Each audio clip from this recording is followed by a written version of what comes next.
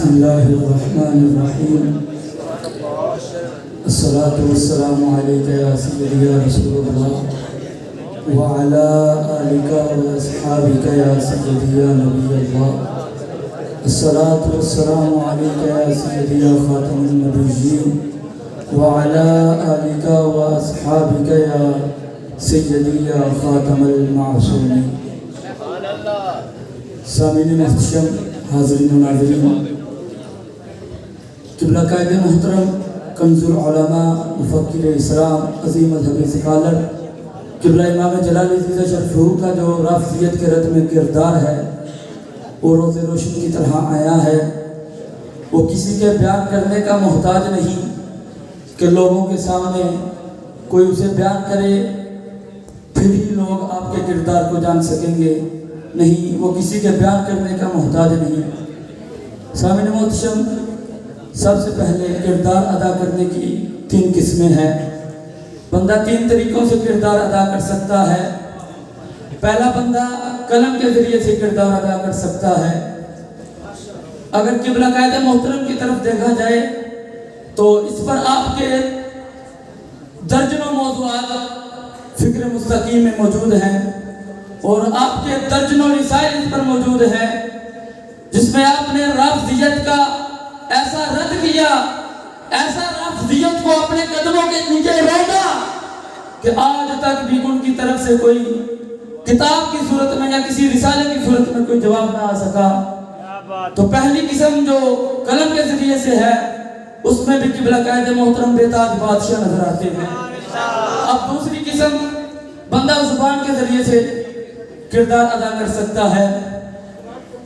اب قبلہ کنز العلماء کی طرف دیکھا جائے تو نیٹ پر آپ کے درجنوں نہیں بلکہ سینکڑوں بیانات موجود ہیں جس میں آپ نے رافضیت کی ایسی جڑیں کاٹی، ایسا رافضیت کو اپنے قدموں کے نیچے روندا۔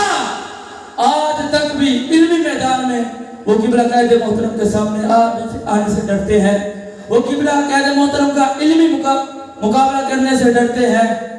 جب ان کے سامنے قبلہ قائد محترم کا نام لیا جائے تو ان کی کام پہ ڈال جاتی ہے۔ اتنا قائد محترم کا نام مشہور ہو چکا ہے، کردار تو پھر اپنی جگہ ہے۔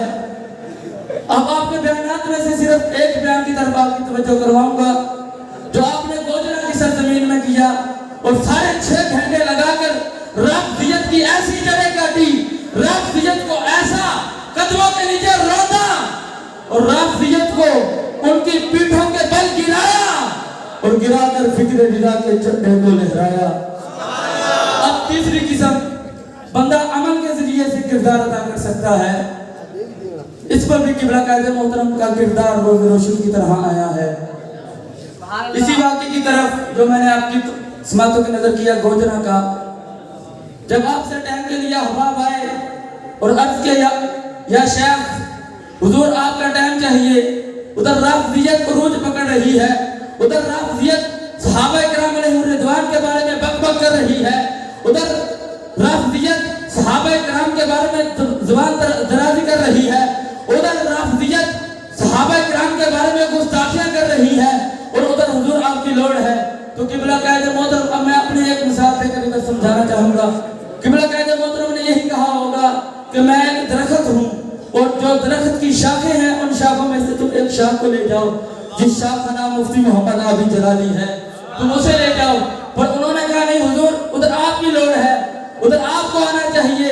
تو جب قبلہ قائد محترم نے اپنا ٹائم دیا اور قائد محترم کو یہ بھی بتایا گیا کہ حضور جو ادھر ایم پی اے ہے وہ رافضی ہے اور اس نے یہ کہا ہے کہ اگر ادھر آ کر کسی نے بیان کیا یا رافضیت کے خلاف کسی نے اپنا مواد پیش کیا، رافضیت کے خلاف کسی نے اپنی گفتگو کی تو اس پر گولیوں کی برسات ہوگی، اس کی ادھر سے لاش بھی واپس جائے گی، اس کو قتل کر دیا جائے گا۔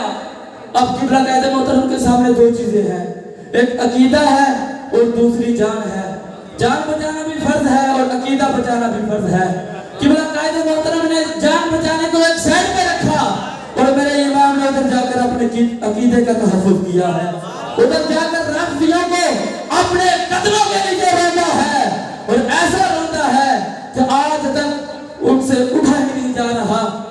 اللہ تعالیٰ قبلہ قائد محترم کو شفائے کاملہ عاجلہ نافعہ عطا فرمائے اور آپ کا سایہ چرخ اہل سنت پہ تادر قائم و دائم فرمائے اور ہمیں مرتے دم تک مسلک محذب، مسلک اعلیٰ حضرت، مسلک اہل سنت و جماعت پر پختگی سے کاربند رہنے کی توفیق عطا فرمائے وما توفیقی الا باللہ.